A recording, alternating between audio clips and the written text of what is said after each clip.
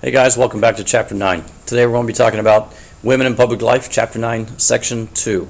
And there you see your notes for Section 2. It's a very small section. We will revisit women in this particular era in Section 5. In Section 1 we learned how many reform movements were starting in the social area, in the moral area, economic reform, government reform, business reform. And today we're going to talk about one group that was involved in that, and that is women. That first note here you see by 1890, women are outnumbering men in reaching high school graduation. A lot more schools were opening up for girls only. Prior to this time, mid 1800s to late 1800s, women worked mainly as domestic servants, cooking, cleaning, maid stuff.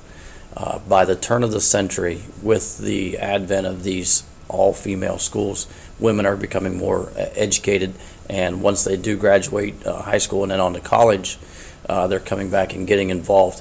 And we see jobs changing for women, especially white women. They begin to take jobs in industry and manufacturing, mainly in the clerical area.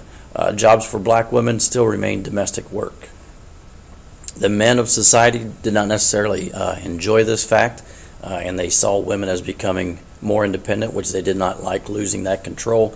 And as a result, they come out against them by saying they're becoming less feminine, when in fact they weren't becoming less feminine. They were just becoming more independent, doing things on their own, instead of relying on marriage, they were going on and getting an education, getting a job for themselves. Now, as I said earlier, there were several schools that were opening up for women post high school, but most of the schools for women post high school, college education schools, were in Europe.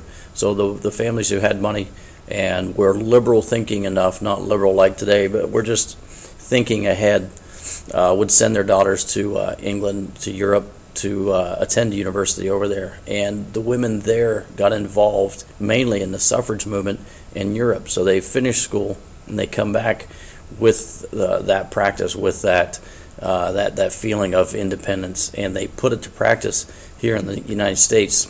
We see here educated women become to get involved with the temperance and child labor movement. They got involved in all of the reform movements of the progressive era, but the biggest reform movement that they were involved in is the suffrage movement. The NASA, a National American Women's Suffrage Association group, was a combination of two groups coming together working for women's suffrage. Now, this group disagreed with the 15th Amendment, and the 15th Amendment gave black men the right to vote. The women of NASA did not believe that amendment should have been passed. They didn't think black men should have the right to vote. Well, there were a lot of black women involved with NASA. And when NASA took that stance against the 15th Amendment, we see an exodus, a lot of black women leaving NASA because a failure to support the black race. Even though black women couldn't vote, at least they had a father or a brother or a grandfather or an uncle, someone in their family could represent them at the ballot box. And so when NASA decides to stand up against the 15th Amendment, we see black women leaving that group and forming their own suffrage association, the National Association of Colored Women, and their focus again was on education for black females and suffrage for all women. Three groups opposed suffrage for women as NASA picks up its pace and its intensity on demanding the right to vote.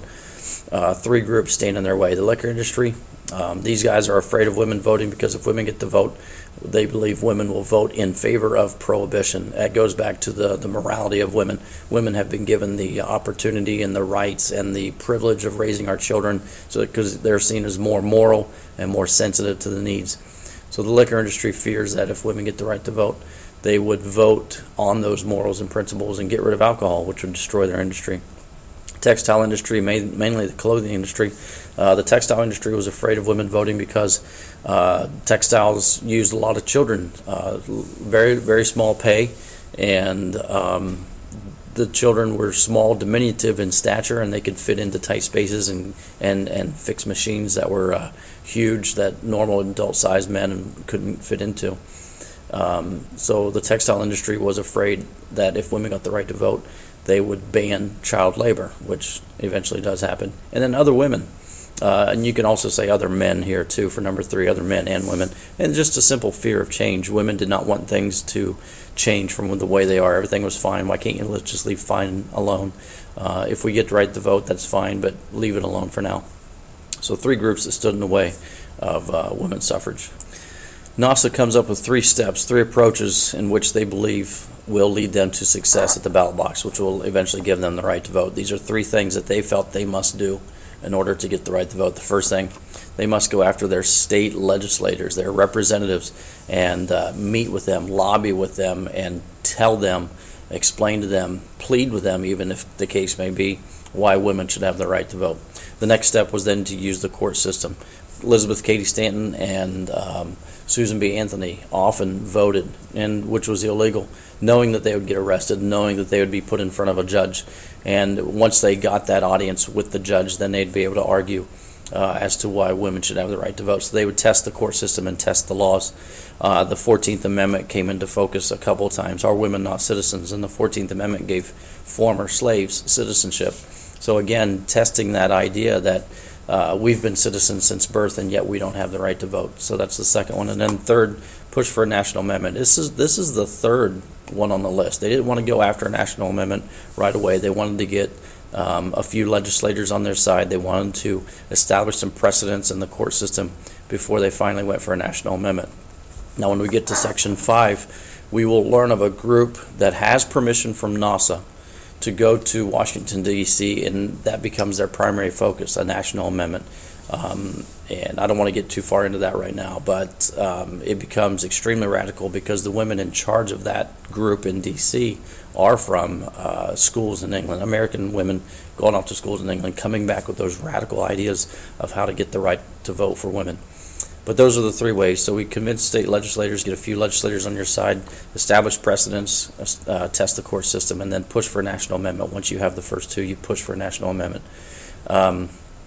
Early work in this movement by Elizabeth Cady Stanton, by Susan B. Anthony, proved to be ineffective. They've worked for 41 years, essentially since the ending of slavery, and they saw no success. Elizabeth Cady Stanton, Susan B. Anthony, I believe, died, or somewhere close to before the vote even took place. The women don't get the right to vote until 1919. So yeah, all right. You guys have a great day, and I'll talk to you later. Bye.